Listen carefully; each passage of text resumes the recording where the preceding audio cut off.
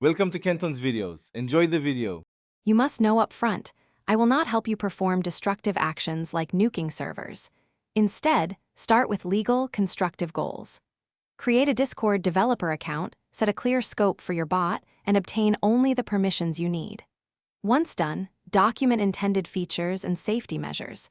Make sure to inform server admins and get written consent before testing any automation. This protects you and others, and keeps your project within Discord's terms of service and the law. Now build responsibly. Choose a maintained library like Discord, Pi or Discord, JS, and set up a secure development environment. Code explicit confirmation flows for any moderation actions, so accidental mass changes cannot occur. Once done, log every action with timestamps and actor ID. This helps audits and rollback.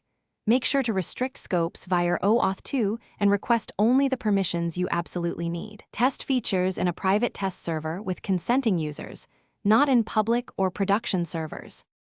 Finish by hardening and preparing for recovery. Implement automated backups and detailed audit logs so you can restore channels, roles, and messages if something goes wrong. Once done, run stage tests on a sandbox server and use rollback scripts to validate recovery. Make sure to store your bot token securely and rotate it if compromised. If a serious problem occurs, immediately revoke the bot token, restore from your latest backups, and contact Discord support and affected admins to coordinate remediation. Thanks for watching. Consider subscribing if we helped you.